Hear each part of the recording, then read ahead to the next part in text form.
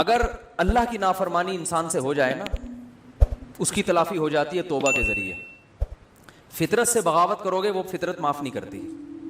فطرت نام اللہ ہی کا ہے، یعنی اللہ ہی نے فطرت بنائی ہے، لیکن اللہ نے فطرت کو ایسا بنایا ہے کہ اس کی بغاوت کرو گے میں معاف کروں گا. فطرت معاف بولتے کیوں نہیں بھائی؟ بہت خاندانی بات کر رہا ہوں، اللہ کرے کھوپڑی میں اتر جائے، اللہ کرے مجھے سمجھ میں آ جائے. سب سے پہلے تو مثال کے طور پر اللہ نے آپ کو حکم دیا یہ نہیں کرو، کوئی بھی حکم دے دیا، رشوت نہیں لو. آپ نے اللہ سے بغاوت کی، رشوت لے لی، کسی مفتی عالم کے پاس جاؤ گے، بھائی مجھ سے گناہ ہو گیا میں کیا کروں، وہ اس کی تلافی کا طریقہ بتائے گا. یار جس سے لیے اس کو واپس کر دو، وہ نہیں مل رہا تو اس کی طرف سے صدقہ کر لو، خود غریب ہو تو خود رکھ لو، پھر توبہ کر لو آئندہ نہیں لوں گا. اللہ کی طرف سے گارنٹی ہے جو تم سے غلطی ہوئی تھی اللہ کیا کر دے گا؟ معاف. بشرطے کہ یہ نہ ہو کہ یہ نیت نہ ہو کہ چلو وہ والی تو لے لی تھی بہت اچھا ہو گیا، ٹھیک ہے نا بھائی، ندامت بھی ہو کہ میں نے غلط کیا، بد نظری ہو گئی، کچھ بھی ہو گیا، قتل بھی ہو گیا، اس کی بھی تلافی ہے اسلام میں. جان جان کر یہ سوچ کے قتل کرنا کہ میں توبہ کر لوں گا یہ تو ٹھیک نہیں ہے. ایک مثال ہے، کسی سے ہو گیا بھی توبہ کا دروازہ کھلا ہے، اس کا بھی حل ہے. لیکن فطرت سے جب بغاوت کرتا ہے نا انسان، یہ دینداروں کی بات کر رہا ہوں، ایک بڑا معاشرے میں فالٹ آ گیا ہے، وہ فطرت سے بغاوت پہ اتر آتے ہیں. فطرت اور نیچر سے جب لڑو گے نا تو اللہ نے نیچر کو ایسا بنایا ہے کہ نیچر معاف بولتے کیوں نہیں بھائی؟ نہیں کرتی، وہ نہیں معاف کرتی. مثال کے طور پر آپ نے حرام کھا لیا. کیا کھا لیا آپ نے؟ چوری، کسی کے مرغی رکھی ہوئی تھی یا مرغی گھوم رہی تھی، چوری کر کے بسم اللہ اللہ اوپر پڑھ کے ذبح کیا، آپ نے کھا لی.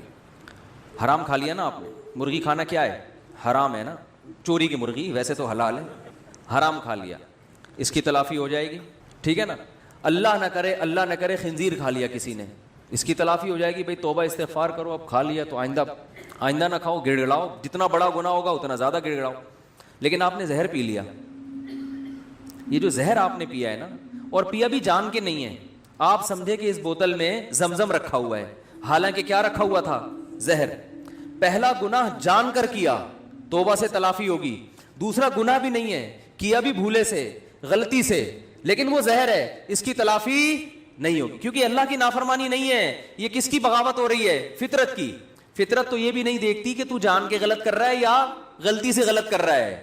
آپ جب زہر آنتوں میں اترے گا، جتنی مرضی توبہ کر لو، اے اللہ آئندہ میں جب بھی بوتل کا ڈھکن کھولوں گا 100 دفعہ سونگوں گا، پہلے کسی کو ٹیسٹ کراؤں گا، اس کے بعد میں پیوں گا، اس دفعہ معاف کر دے، میری آنتیں نہ گلیں، اس دفعہ معاف کر دے، آئندہ نہیں کروں گا.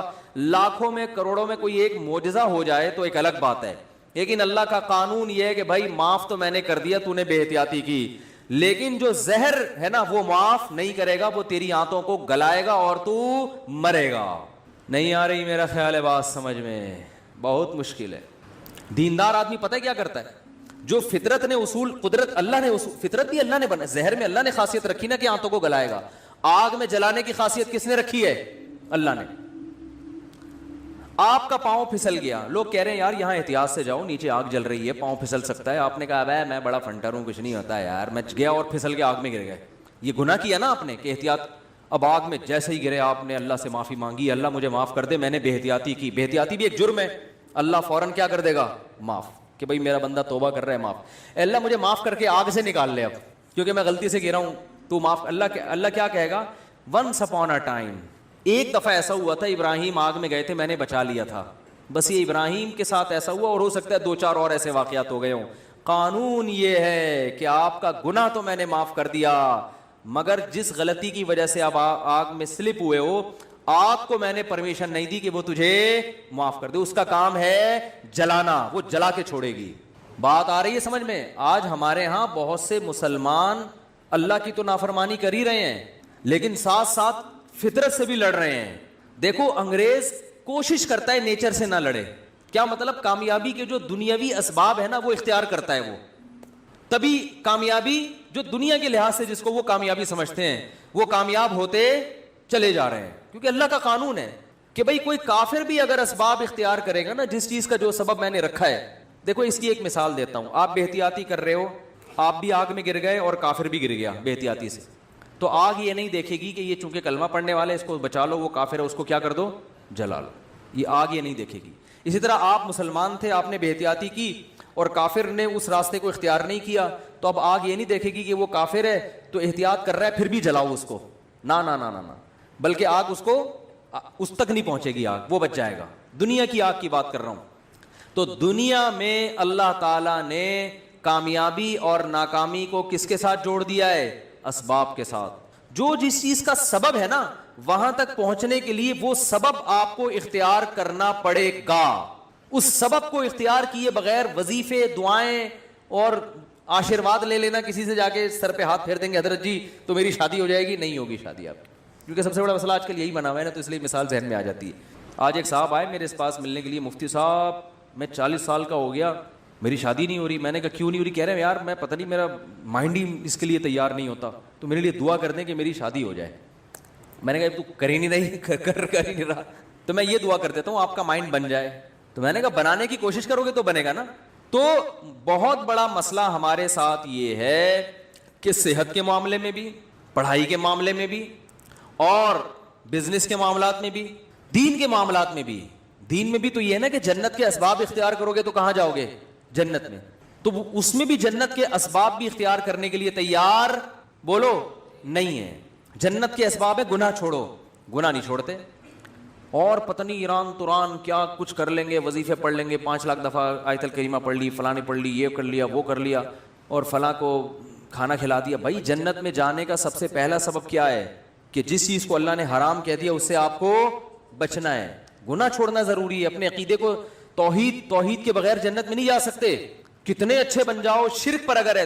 دیکھو جیسے دنیا کا کے اسباب ہوتے ہیں نا، کہ جب تک محنت نہیں کرو گے، صحت کی کوشش نہیں کرو گے تو صحت بنتی نہیں ہے۔ یہ تھوڑی کہ اٹرم پٹرم جو مرضی کھاتے رہو اور آپ پھر بھی صحت مند، ایسا نہیں ہوتا۔ یہ جو لوگ کہتے ہیں نا فلاں سب کچھ کھا جاتا ہے پھر بھی ٹھیک ہے، ایسا نہیں ہے۔ ایک وقت اس کو بھی بریک لگانی پڑتی ہے، اس کو روکنا پڑتا ہے اپنے آپ کو۔ اور جو پھر بھی کچھ نہیں ہو رہا ہے اس کا مطلب ایک ہی دفعہ میں ہونے والا ہے، اس کو ایک ہی دفعہ میں پھٹ جائے گا بیٹھا بیٹھا، کیونکہ جو کچھ ہوتا رہے نا تو انسان پھر بھی تھوڑا سا احتیاط سے چلتا ہے۔ اس کا مطلب ایک ہی دفعہ میں اس کا کچھ ہونے والا ہے، ٹائٹ طریقے سے دھماکے کے ساتھ پھٹے گا۔ گرنیڈ ایک ہی دفعہ پھٹتا ہے اور کلاشن کوف سے گولیاں مسلسل چلتی رہتی ہیں، ٹھیک ہے نا۔ گرنیڈ کیا ہوتا ہے؟ ایک ہی دفعہ پھٹتا ہے بس، وہ دوبارہ چلنے کے قابل نہیں رہتا۔ تو آخرت میں جانے کا سبب بھی ہے، تو وہ سبب اختیار کیے بغیر ہم انگریز کو کہتے ہیں نا دنیا میں کامیاب ہے مگر آخرت میں نہیں ہے۔ کیوں نہیں بھائی؟ تم آخرت کا سبب اختیار کرتے ہی نہیں ہو۔ آخرت میں جانے کے اسباب کیا ہیں؟ عقیدہ توحید ہے، رسالت ہے، پھر جو اللہ نے جس کو حلال کیا اس کو حلال سمجھو، جس کو حرام کہا اس کو حرام سمجھو۔ پھر لوگ ہم سے لڑتے ہیں کہ یہ سائنسدان کیوں جنت میں نہیں جائیں گے، انہوں نے تو اتنے نیک کام کیے۔ او بھائی جنت میں جانے کے لیے تھوڑی کیے انہوں نے، دنیا کے لیے کیے ہیں۔ تو دنیا آج ان لوگوں کو بڑے اچھے القاب سے یاد رکھتی ہے، یار اس نے بلب ایجاد کیا۔ اب بلب کے رشتہ داروں کو گالیاں دینا الگ بات ہے، لیکن بلب بنانے والے کو گالیاں کوئی بھی نہیں دیتا۔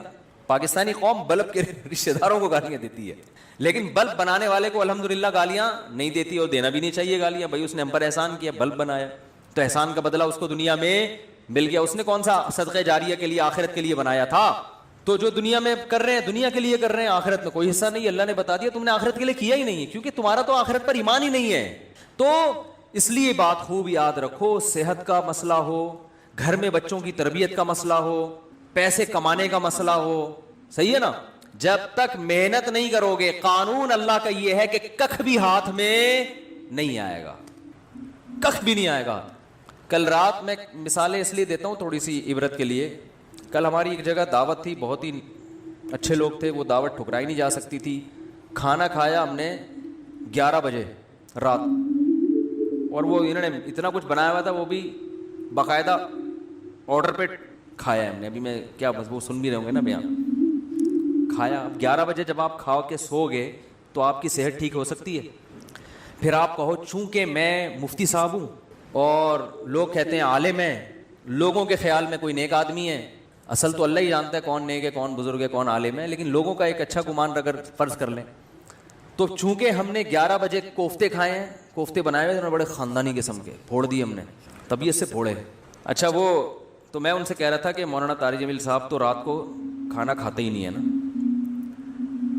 رات کو کھانا حضرت مولانا طارق جمیل صاحب نہیں کھاتے، وہ اتنے 2-4 نوالے بس، جتنا بھی رکھا وہ نہیں کھاتے، صحت کا خیال کرتے ہیں۔ تو میں نے کہا یار اتنا تپڑ مجھ میں نہیں ہے، اتنا اچھا کھانا رکھا ہوا ہے اور میں کھاؤں نہیں۔ تو وہ کہنے لگے، میں نے کہا ہم نے اس کا ایک آلٹرنیٹ تلاش کیا ہوا ہے، کھائیں گے طبیعت سے، تو ہم نے پھوڑا۔ اب جب پھوڑا ہے تو ظاہر ہے پھر اس پھوڑے ہوئے کو نکالنا بھی تو ہے نا تو اس کا حل پھر ہم، میرے ساتھ ایک ہمارے دوست تھے وہ کافی وزنی ہے. میں نے کہا بیٹا میں تو نہیں سو سکتا ایسے, میں تو نہیں سو سکتا, یہ تو خودکشی ہے. تو میں نے کہا جب تک یہ جتنی کیلوریز جمع ہوئی ہیں نا یہ برن نہیں ہوں گی نا میں نہیں سوؤں گا. انہوں نے کہا کیسے برن کرنا؟ میں نے کہا پیدل نکلو. تو ہم پھر نکل لیے پیدل, ٹھیک ٹھاک واک کی. پھر ہمارے ایک دوست کا جم ہے یہاں چلا گیا, پھر وہ جو مشین ہوتی ہے نا بھاگنے والی اس پہ بھاگا. میں نے دیکھا میں نے اس سے پوچھا یار آدھا کلو کڑھائی میں کتنی کیلوریز, میں نے آدھا کلو کڑھائی نہیں کھائی لیکن اس سے ویسے ہی پوچھا ہے کتنی کیلوریز ہوتی ہیں. اس نے کہا کہ پتہ نہیں 100 ہوتی ہیں. تو میں نے کہا جب تک 100 یہاں وہ مشین میں لکھا ہوا تھا نا اتنا اس پہ میں چلا ہوں اور تیز تیز واک کی ہے کہ جب وہ آئے نا کہ 100 کیلوریز آپ کی برن ہو گئی ہیں پھر ہم مشین سے اترے. ہم نے کہا اب ہمارے لیے سونا کیا ہو گیا ہے؟ بولو نا بھائی حلال. یہ اتنے نیک ہم بھی نہیں ہیں کہ اتنا صحت کا خیال رکھیں. ونس اپون اے ٹائم ایک واقعہ اچھا آ گیا, ہم نے کہا پارسل کر دو. یہ کرنا پڑے گا آپ کے باپ کو بھی, ورنہ توند نکلے گی, ورنہ عجیب سے ہو جاؤ گے. زندگی ایسی بہاریں اور خوشیاں کیا ہو جائیں گی ختم. وہ کڑھائیاں جو آپ کھا رہے, کوفتے جو کھا رہے ہو نا آہستہ آہستہ جا کے مختلف جگہوں پہ سے نکلنا شروع ہوں گے. کبھی کوفتہ یہاں سے نکلے گا, ڈاکٹر کہیں گے ان کی رسولی نکل آئی. وہ رسولی نہیں ہے, وہ جو کوفتے آپ نے کھائے ہیں ان میں صرف ایک کوفتہ نکلا ہے ابھی تو باقی کیا ہے, باقی ہیں. تو مختلف, ابھی تو تھوڑے دنوں میں آپ خود کوفتہ بن جاؤ گے. اور پھر کیا کرتے ہیں, صحت ٹھیک نہیں ہے, گھٹنوں میں درد, یورک ایسڈ بڑھا ہوا ہے, یہ ہوا ہوا ہے. پھر آتے ہیں کہ جی وہ مفتی صاحب کوئی وظیفہ بتا دیں کہ فلانے بزرگ کے پاس چلے جاؤں. پھر وہ فلانے آستانے پہ ایک بڑے اولیاء اللہ بیٹھتے ہیں, آدمی ہے کہ لیکن اولیاء اللہ. اولیاء تو ولی کی جمع ہے بھائی, ولی اللہ ہوتا ہے, اس کو لوگ کیا کہتے ہیں اولیاء اللہ بیٹھتے ہیں. اولیاء اللہ تو بہت سارے ہول سیل کے حساب سے کہہ رہے ہیں. وہ فلانے آستانے میں ایک اولیاء اللہ بیٹھتے ہیں, وہ ایسا دم کرتے ہیں بھائی, ان کے پاس جاؤ ایسا تعویذ ہے. ابے تو کھا کیا رہا ہے, تو کمبخت, تو تعویذوں میں نہائے گا بھی نا کک بھی نہیں ہوگا.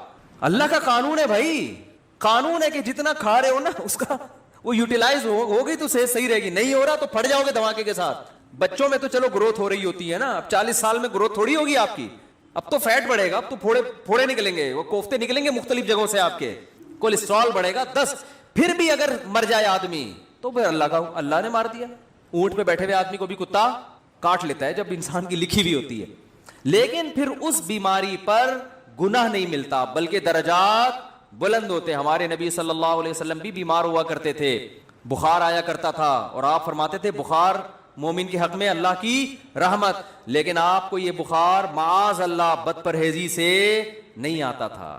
سمجھ میں آ رہی ہے بات؟ ایک بیماری اللہ کی طرف سے ہوتی ہے, وہ آپ کی کوتاہیوں کی وجہ سے نہیں ہوتی. وہ بیماری اللہ کی رحمت ہے, اس میں گناہ معاف ہوتے ہیں. آج جو میجورٹی بیمار ہو رہی ہے وہ اللہ کی خوشی سے نہیں ہو رہی, وہ اپنی حرکتوں سے ہو رہی ہے, اور اس میں امیدیں لگا کے بیٹھے میں بہت ثواب ملے گا, میرے گردے فیل ہو گئے ہیں, مجھے بہت زیادہ کیا ملے گا, ثواب ملے گا, میرے گردے فیل ہو گئے. میں نے ایک صاحب کو کہا, میں نے کہا اپنا بی پی چیک کرا لیا کرو, آپ کے مجھے دماغ کی سیٹنگ کیا لگ رہی ہے, آؤٹ لگ رہی ہے. کبھی کبھار نا میں نے کہا چیک کرا لیا کرو, کیونکہ مجھے نہیں لگ رہا کہ آپ کا بی پی نارمل ہے. ابے چیک ویک کرانے سے کچھ نہیں ہوتا, مجھے خود بتا رہے تھے. ابے بی پی چیک کرانے سے, جب یہ تو انہی کو ہوتا ہے جو چیک کراتے ہیں, الٹا ہوتا ہی انہی کو ہے جو بار بار کیا کرتے ہیں. میں نے کہا کتنے بلڈ پریشر کے مریض ہیں ہمارے معاشرے میں, یا تو نہ ہوتا نا یہ, پھر خام خامے وہمی بن کے بلا وجہ جا رہے. وہی ہوا ان کے, پتہ نہیں کوئی رکھ پڑ گئی ان کی, بی پی ہائی تھا, پتہ ہی نہیں چلا ان. اور ایک صاحب کے ساتھ تو ایسا ہوا, ان کو بھی سمجھایا, ان کا تو انا للہ ہی ہو گیا, اللہ تعالیٰ مغفرت فرمائے. بہرحال وہی بات ہے, اللہ تو معاف کر دے گا اگر بعد والے اس کے لیے توبہ استغفار کرے, لیکن فطرت معاف نہیں کرتی. فطرت نے دماغ کی رگ بولو پاڑ دی. اتنا یہ نہیں دے گا کہ بھئی یہ تو یہ جو آج کل بیماریاں چل رہی ہیں, بلڈ پریشر ہے. پھر اماں ماں باپ کی خدمت میں بھی سب سے بڑی خدمت یہ ان کی صحت کا خیال رکھو. اماں کے دیکھو کھا کیا رہی ہیں, ابا کو دیکھو, ابا چھوڑ دو پراٹھے, ابا کے پاؤں پکڑو, ابا اس عمر میں پراٹھے سوٹ نہیں کرتے. اور اگر ابا نے پراٹھے کھائے ہیں تو ابا سے بہت محبت کے ساتھ واک کراؤ ان کو, کہ ابا مفتی صاحب اگر پٹھان ہوٹل کے پراٹھے کھا لیتے ہیں تو واک بھی کرتے ہیں, ٹھیک ہے نا. آپ نے مفتی صاحب کے بیان سنے کہ انہوں نے ہوٹل کے پراٹھے کھائے ہیں, تو ابا پھر وہ دیکھو, پھر بھی اللہ کی طرف سے سب کچھ ہو سکتا ہے. بڑے بڑے صحت مند ہم نے دیکھے ہیں دھڑام سے نیچے گئے, تو وہ اللہ کی طرف سے ہے نا, وہ تو اللہ سے تو تھوڑی کوئی لڑ سکتا ہے. لیکن قانون یہی ہے, اور قانون کو فالو کرو گے تو 99% غالب یہی ہے کہ اللہ کی مدد آئے گی. حکیم محمد سعید صاحب جو ہے نا, قانون کو فالو کرتے تھے, نیک آدمی تھے, کبھی تکبیر اولیٰ فوت نہیں ہوتی تھی ان کی. 68 ایئرز میں 68 سال میں ٹینس کھیلتے تھے, ایک 2 گھنٹہ. آج کوئی کھیل سکتا ہے؟ 40 سال کا آدمی کمر پکڑ کے بیٹھ جائے گا, اس لیے کہ صحت کے اصولوں پر عمل. بھائی اتنے بجے کھانا ہے, یہ کھانا ہے, یہ نہیں کھانا, ایک حد تک تو سب کچھ چل جاتا ہے. अटरम पटरम बर्गर शर्गर अंडे वाला वो वाला भी फोड़ दिया, वो उसके बाद फितरत इंतकाम लेना शुरू कर दिया। तो हम कहते हैं नहीं जी, असल में तो ये उन्हीं को होता है जो ज़्यादा एहतियात करते हैं। आज एक आदमी कहने लगा कोरोना उन्हीं को हो रहा है जिनको जो ज़्यादा एहतियात कर रहे हैं। मैंने कहा कितने लोगों पर तहकीक किया आपने? 2-4 ऐसे होंगे जिन्होंने एहतियात की फिर भी हो गया, ज़्यादातर वही हैं जो एहतियात नहीं करते उनको हो जाता है। तो तहकीक जब की जाती है ना तो 2-4 आदमियों को देख के नहीं की जाती है, पूरी रिपोर्ट आपके पास हो उसके बाद तहकीक का पता चलता है। तो मेरे भाई, मुसलमान के साथ बहुत बड़ा मसला ये है कि वो कामयाबी के असबाब इख्तियार नहीं करता। सिर्फ एक सेहत की मिसाल मैं इसलिए देता हूं कि सेहत का इशू तो हर एक के साथ है ना भाई। हर आदमी ताजिर थोड़ी है, बिजनेसमैन थोड़ी है। कुछ मुलाजमत करते हैं, कुछ ताजिर में हैं, कुछ पढ़ाई पढ़ रहे हैं, कुछ कोई और काम कर रहे हैं। लेकिन सेहत तो एक ऐसी चीज है जिससे हर एक को मोहब्बत होती है ना। तो उसी सेहत के मामले में अपने हालात देख लो, उसी सेहत के मामले में अपने हालात देख लो कि जिसको अपनी सेहत की फिक्र नहीं है वो बाकी काम क्या ठीक करेगा। आप कह सकते हो हमें सेहत की फिक्र इसलिए नहीं है कि हमें कोई सेहत बनाने का ज्यादा शौक ही नहीं है। ये 100% गलत है। अगर ये बात दुरुस्त होती तो आप बीमार होकर इतना परेशान ना होते। फिर आपको शुगर हो जाती, आप खुश होते, यार हमें कौन सा सेहत क्या हो गई, कोई मसला नहीं। अबे ऐसी टेंशन में आते हैं, यार ये क्या हो गया, किडनी फेल हो गया, तो आप कहते हैं कोई मसला नहीं, किडनी है ना, फेल हो गया तो क्या हुआ, दूसरा लगवा लेंगे, उधार ले लेंगे 70 वहीं से कुछ दिनों के लिए। लेकिन आप कितनी टेंशन में आते हो, इसका मतलब आप सेहत पे कॉम्प्रोमाइज करने के लिए तैयार नहीं थे। आप सुस्ती, काहिली और माजरत के साथ, बहुत ही माजरत के साथ, पोस्तीपन की वजह से ऐसा हो रहा है आपके साथ। पोस्तीपन समझते हैं? पोस्ती नहीं पता, इतना मशहूर गाली है यार, कहते हैं पोस्तियों की तरह पड़ा रहता है, कहते नहीं है? तो वो ये पोस्तीपना है कि परवाह ही नहीं है, ना खाने का होश, खाए जा रहे हैं तो नॉन स्टॉप खाए जा रहे हैं। एक बंदा आया, मैं डॉक्टर के पास बैठा हुआ था, इतना गोल मोटा माशाल्लाह, डॉक्टर के पास आया, कह रहा डॉक्टर साहब मेरा पेट भी बढ़ गया, वजन भी बढ़ गया है, मैं चाहता हूं ये वजन कम हो जाए, लेकिन अल्लाह का वास्ता मुझे वॉकिंग का मशवरा ना देना। मैं उसे जॉगिंग का कहने वाला था, वो कह रहा था कि अल्लाह का वास्ता मुझसे चला नहीं जाता, कोई दवाएं खिला दो मैं हल्का हो जाऊं। डॉक्टर ने उसको बोला भाई ऐसा मुमकिन नहीं कि लेटे लेटे सिरिंज से जो है ना तुम्हारी चर्बी निकाल के तुम्हें कम कर दें। फुटबॉल में से तो हवा ऐसे निकाली जा सकती है, बंदे में से हवा निकालना मेरे भाई आसान नहीं है। बंदे को अपनी हवा खुद ही निकालनी पड़ेगी, चले बगैर ये मुमकिन नहीं है। तो देखो, हार्ड वर्किंग मेहनत, दिमागी मेहनत भी, जिस्मानी मेहनत भी, जब तक इस सुस्ती को अपने आप से दूर नहीं करोगे, ना अल्लाह के यहाँ कोई मकाम हासिल कर सकते हो और ना दुनिया के यहाँ कोई मकाम हासिल कर सकते हो। और उसमें ये उम्मीदें, बेदीन आदमी तो कहता है चलो कहीं भी मकाम नहीं मिल रहा क्या करें, दीनदार आदमी इस पे दीन का लेबल लगा देता है। ये है असल चीज खतरनाक जो मैं बयान करना चाहता हूं। अगर कोई असबाब इख्तियार करता है ना कामयाबी के, उसको बेवकूफ समझते हैं लोग। उलमा के साथ देख लो ना, उलमा के साथ गार्ड होते हैं, ज्यादातर उलमा के साथ जो मशहूर हैं नहीं होते, होते हैं बोलो ना। और याद रखो ये जिम्मेदारी जो खुद आलिम होता है ना वो इससे बेपरवाह होता है, वो तो शहादत की तमन्ना में होते हैं। ये उनके मातहतों का, मुरीदों का काम होता है उनको इसकी तरफ तवज्जो दिलाना कि हजरत आपको ऐसे छोड़ेंगे नहीं, गार्ड के बगैर नहीं छोड़ेंगे हम आपको। लेकिन मस्जिदों में उल्टा हो रहा है, मुरीद उल्टा कर रहे होते हैं। अगर उनके पीर साहब गार्ड अपने खर्चे में भी रख लेना तो मुरीदों को इतराज हो रहा था, यार पीर साहब को अल्लाह पे तवक्कुल, बोलो भाई पीर साहब को तो अल्लाह पे तवक्कुल ही नहीं है। मुफ्ती निजामुद्दीन शहीद हो गए, वो तो गार्ड की मौजूदगी में शहीद हुए। इसका मतलब है कि गार्ड उनके साथ थे, मगर जितनी सिक्योरिटी होनी चाहिए थी उतनी। देखो बातिल लोगों में कत्ल बहुत कम होते हैं लोग, अहले बातिल के यहाँ, इसलिए कि वो अल्लाह पे तवक्कुल तो है ही नहीं ना उनके यहाँ तो सब कुछ असबाब। आपको पता है ये जो डोनाल्ड ट्रंप की सिक्योरिटी, कभी यूट्यूब पे सर्च करें आप हैरान हो जाएंगे। ये सिक्योरिटी अगर कोई मुसलमान सरबरा रख ले तो लोग उसको क्या ताना देंगे, अल्लाह पे तवक्कुल नहीं है। हालांकि ये ताना यहां बनता है ही नहीं। हमारे शेख ने गार्ड रखे, हजरत मुफ्ती रशीद अहमद साहब ने, तो लोगों ने कहा एक तरफ इतने अल्लाह वाले अल्लाह की मोहब्बत में हर वक्त आंसू निकलते रहते हैं, रोते रहते हैं और अपनी हिफाजत के लिए। हजरत के तो गार्ड ऐसे खानदानी गार्ड थे, वो तो किसी को माफ कर, वो तो हजरत की तो यानी वो तो गार्ड का इससे भी ताल्लुक है ना कि आपको खतरा कितना है, तो हजरत को तो बहुत ज्यादा खतरा था। तो हजरत ही के बहुत से मुरीदीन ने कहना शुरू किया इनका तो अल्लाह पे तवक्कुल नहीं है, इतने बड़े बुजुर्ग बने, हर एक की तलाशी होती थी, जो भी आता था ना, चाहे कोई बुजुर्ग आए नेक आए, गार्ड सबको अच्छी तरह कंगाल के अंदर भेजते, अब आप जा सकते। तो बहुत से लोग बिगड़ भी जाते थे, यहाँ पे क्या हम बम लेकर आ रहे हैं, बास कहते थे क्या हम शक्ल से चोर लग रहे हैं, क्या हम बम रखने आए हैं यहाँ पे। तो हजरत की तरफ से हिदायत थी, किसी को माफ करने की इजाजत नहीं है, सबकी तलाशी। तो बहुत से दीनदारों ने एतराज किए, इनको पे तवक्कुल नहीं है। अल्लाह की कुदरत, एक हमला हो गया मदरसे पर, یہ بات ہے 94-95 کی. ہم بھی مدرسے میں نیچے سو رہے تھے, کچھ دہشت گرد مدرسے میں گھسے, گارڈ نے بہادری کی ہے, وہ مورچے سے اتر کے اس نے چھلانگ لگائی, ریپیٹر سے پورا برس فائر کیا, پورا برس اس کے پیٹ میں, وہ تو وہیں شہید ہو گیا. لیکن اس کی بہادری سے فائدہ یہ ہوا کہ وہ جتنے دہشت گرد تھے وہ مدرسے کے اندر داخل نہیں ہو سکے, ورنہ آج میں یہاں ممبر پہ بیٹھ کے بیان نہیں کر رہا ہوتا, کیونکہ ان کا تو ہدف تھا گولیاں ہمارے اوپر سے گئی, ہم لیٹے ہوئے تھے, ہمارے اوپر سے گولیاں جا رہی تھیں, مسجد میں سو رہے تھے, تو جو دہشت گردوں نے کاروائی کی نا, ان کی گولیاں ہمارے اوپر سے گئی ہیں. تو جب ہم اٹھے ہیں تو وہ بھاگ چکے تھے, کیونکہ اس نے گارڈ نے ایسی بہادری دکھائی کہ وہ جان پہ کھیل گیا, خود تو شہید ہو گیا, اور لیکن اس نے ان سب کو بھگا دیا. تو اس کے بعد وہ جو باتیں کرتے تھے نا الٹی الٹی, انہوں نے کہا یار اچھا ہوا انہوں نے گارڈ رکھے ہوئے تھے, ورنہ تو آج تو سارے ہی گئے تھے. تو حضرت کو اتنا غصہ آیا, حضرت نے فرمایا غنیمت ہے, سمجھ میں آ گیا, ایک بندے کو شہید کروا کے بات سمجھ میں آ گئی, لیکن شکر ہے. تو حضرت فرماتے تھے یہ کون سی عقل مندی ہے کہ ایک بندہ کو شہید کروانے کے بعد بات سمجھ میں آئے, عقل مندی تو یہ ہے کہ کام سے پہلے بات سمجھ میں آ جائے. پھر حضرت مولانا یوسف دھیانوی شہید رحمۃ اللہ علیہ, اتنے بڑے بزرگ, اتنے بڑے عالم, ان کی محنتیں ہوتی ہیں, پوری جوانی علم حاصل کیا ہوتا ہے, اتنی یہ ایسی شخصیتیں غیروں کے پاس ہوتی نا, تو آپ دیکھو وہ کتنی قدر کرتے ہیں ان کی. گورا اپنے سائنسدانوں کی کتنی قدر کرتا ہے, گورے کو پتا ہو کہ یہ ہمارا قیمتی سرمایہ ہے. اچھا مجھے ایک بات بتاؤ, آرمی کا کوئی بہت بڑا آفیسر ایسے ہی سول ڈریس میں ایسے ہی گھوم رہا ہو اور کوئی گارڈ وارڈ نہ ہو, آرمی چھوڑے گی اس کو؟ آرمی بولے گی بھائی تم پہ خرچہ ہوا ہے, تم اگر شہید ہو گئے نا تم تو جنت میں جاؤ گے, ہماری ایسی کی تیسی ہو جائے گی, ہم نے ٹریننگ کی ہے, لاکھوں روپے خرچ کیے. ایک آرمی کے آفیسر آئے تھے ملنے کے لیے, وہ پتہ نہیں SSG کمانڈو تھے کیا تھے, تو ہمارے دوست نے مجھے بھی انوائٹ کر لیا, اس نے ان کی دعوت کی تھی, مجھے بھی انوائٹ کیا. تو وہ پائے وائے پکے تھے, وہ نہیں کھا رہے تھے, کوئی پائے تھے یا کیا, کوئی ایسی خوراک تھی جو فل آف کولیسٹرول ہوتی ہے, تو وہ نہیں کھا رہے تھے. تو ہمارے دوست نے ان سے پوچھا آپ کیوں؟ انہوں نے کہا یار ہماری ٹریننگ پہ صحت پہ اتنے لاکھوں روپے خرچ ہوئے ہیں, میں پائے کھا کے حکومت کا وہ پیسہ ضائع نہیں کرنا چاہتا, میں کھانے پینے میں احتیاط, یا تو پہلے کھانا کھا چکے تھے, ڈبل کھانا تھا کیا تھا, مجھے تو واقعے کا اصل مغز یاد رہ جاتا ہے, پوری تفصیل یاد نہیں رہتی. تو میں نے کہا بندہ خاندانی ہے. بندہ کیا ہے؟ حکومت کے پیسے سب نہیں ہے خاندانی, ہر طرح کے لوگ ہوتے ہیں, فوج میں بھی ہر جگہ, تو کھا بھی رہے ہوتے ہیں کہ آ جاؤ, حکومت کا پیسہ ہے نا, پھر تو ڈبل کھانا ہے, ٹھیک ہے نا.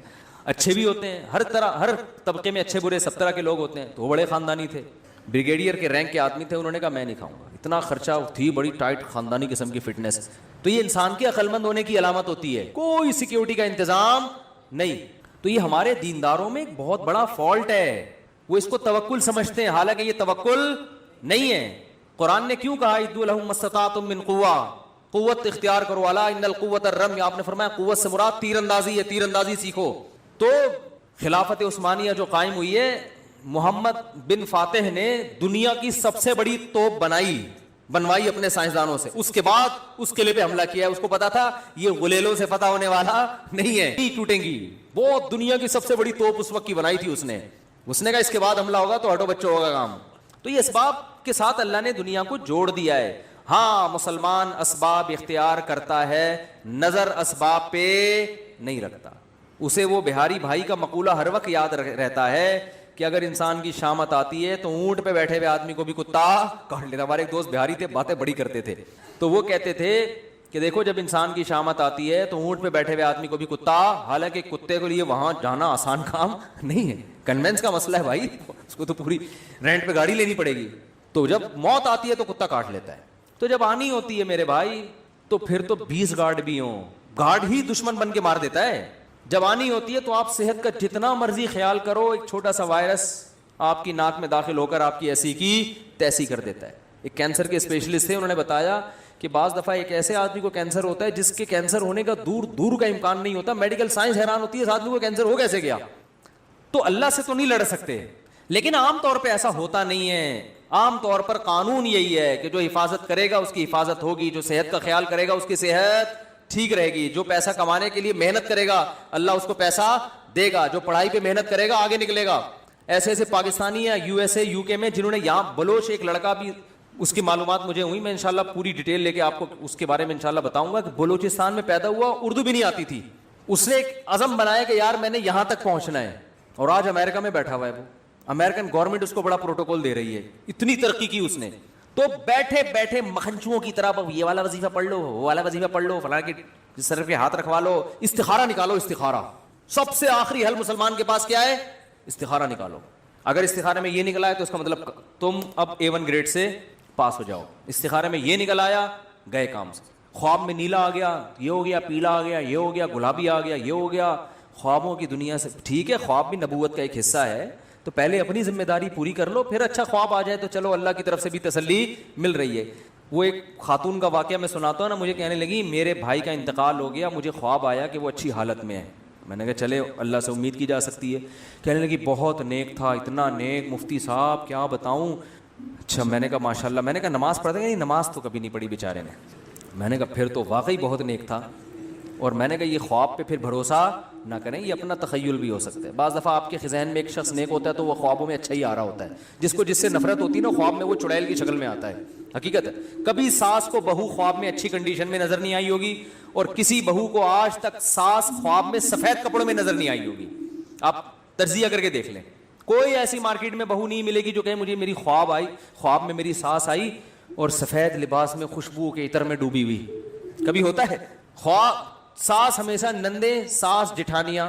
میں جب پہلے فون سنا کرتا تھا ایسے فون بہت آتے تھے. خاتون نے کہا میری جٹھانی مجھے سانپ کی شکل میں نظر آئی ہے, اس خواب کی تعبیر بتا دیں. اب بیچاری جن لوگوں کو گھریلو ماحول نہیں پتا ہوتا نا, جن علماء کو وہ تعبیریں بتاتے ہیں کہ تمہاری جٹھانی سے بچ کے رہو. مجھے پتا ہوتا ہے اس کی جٹھانی بیچاری بے قصور ہے, اس کا قصور صرف یہ ہے کہ وہ اس کی جٹھانی ہے. اس جٹھانی ہونے کی جو سزا ہے اس کو مل رہی ہے. تو میں نے کہا محترمہ, جٹھانیاں خواب میں سانپوں کی شکل میں ہی آیا کرتی ہیں, ساسیں بھی, جٹھانیاں بھی, نندے بھی, یہ رشتے ہی ایسے ہیں. یہ سانپ بچھو کی طرح کیا کرتے ہیں, ڈستے ہیں. تو اس کو خواب کو اگنور کر دیں, آپ کی جٹھانی انشاءاللہ آپ کو کچھ بھی نہیں کرے گی, بے فکر رہیں آپ. وہ کہتی نہیں اس کی تعبیر, میں کہ تعبیر ہے ہی نہیں تو کہاں سے بتا دوں میں اس کی, بلا وجہ تعبیر, بلا وجہ. تو مسلمانوں کو خوابوں کی دنیا سے میرے بھائی استخاروں کی دنیا سے نکلنا پڑے گا. استخارہ جو سنت ہے وہ یہ نہیں ہے جو آپ کر رہے ہیں, وہ یہ ہے کہ کام پورا, ذمہ داری پوری کی, اسباب مکمل اختیار کیے, پھر اللہ کی مدد کو شامل کرنے کے لیے استخارہ کر لیا. اللہ جو بہتر ہے مقدر کر دے, کیونکہ ہوتا اللہ سے ہی ہے. ہمارا یہی ایمان ہے بھائی, ہماری محنتوں میں جان ڈالنے والا کون ہے؟ اللہ ہے. اور بچانے پر آئے گا تو آگ میں بھی بچا سکتا ہے, جیسے ابراہیم علیہ السلام کو بچایا اس نے. لیکن اس بیس پر ہم آگ میں چھلانگ لگانے کی ہمت نہیں کر سکتے کہ اللہ نے ابراہیم علیہ السلام کو بچا لیا تھا تو ہمیں بچا لے گا, یا اس بیس پر ہم بے احتیاطی کریں. اب دیکھو خواتین بے احتیاطی کرتی ہیں, جو گھروں میں مچھروں کے لیے وہ رکھتی ہیں نا, کوائل جلاتی ہیں. میں نے خود ایک گھر میں آگ لگتے ہوئے دیکھی ہے. گھر کا سربراہ منع کرتا تھا کہ یہ کوائل جو ہے نا دور رکھا کرو آگ. اس نے مجھے خود بتایا واقعہ, کہ میں اپنے گھر والوں کو منع کرتا تھا کہ بھائی یہ کوائل دور رکھا کرو, اس سے آگ لگ سکتی ہے, سردیوں کا مہینہ ہے, رضائی. وہ کہہ رہے ہیں گھر والے ماں وہ بھائی اتنی دور رکھی ہوئی ہے, لحاف وہاں تک نہیں پہنچ سکتا, اس طرح کے. حالانکہ سوتے میں کچھ بھی ہو سکتا ہے, لحاف کھسک کے وہاں تک جا سکتا ہے. رسک کتنا بڑا ہے, اگر چلا گیا تو کیا ہوگا؟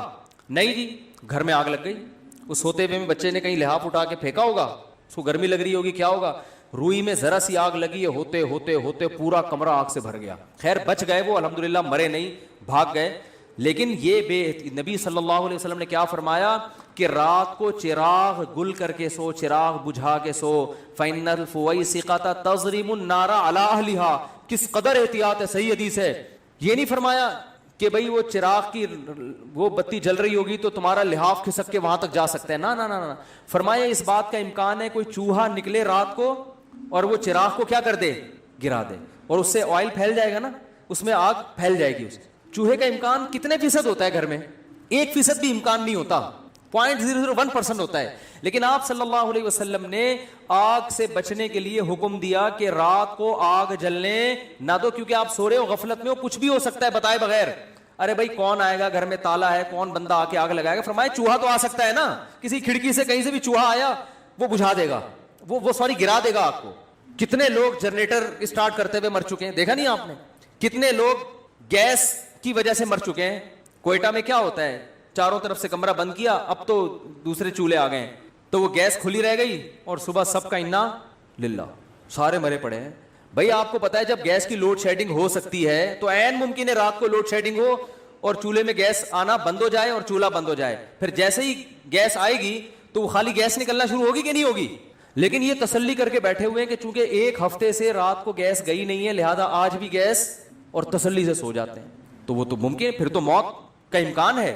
تو نہ زندگی موت سے بچنے کی احتیاطوں پر عمل ہو رہا ہے, نہ صحت کی احتیاطوں پر عمل ہو رہا ہے, نہ پڑھائی میں کوئی دلچسپی لی جا رہی ہے کامیابی کے لیے. مکھنچو ترین یعنی جو شخص ہوگا نا وہ دینداری کا لیبل لگا کے گھوم رہا ہوگا. تو صحابہ تو بڑے زبردست تھے بھائی, بڑے زیرک, بہت ہوشیار, بہت ذہین, بہت فتین, چالاکیوں کو سمجھا کرتے تھے اور یہ جانتے تھے کہاں غصہ کرنا ہے, کہاں نرمی سے پیش آنا ہے, کس سے تمیز سے بات کرنی ہے, کس سے ایٹیٹیوڈ تھوڑا سا کیا کرنا ہے, بولو بھائی, چینج کرنا ہے, کون منافقت کر رہا ہے اور کون ایسا ہے جس کو فی الحال جو ہے نا اس کی دشمنی کو تھوڑا ملتوی کرنا ہے, ابھی اسے لڑنا نہیں ہے ابھی اس سے.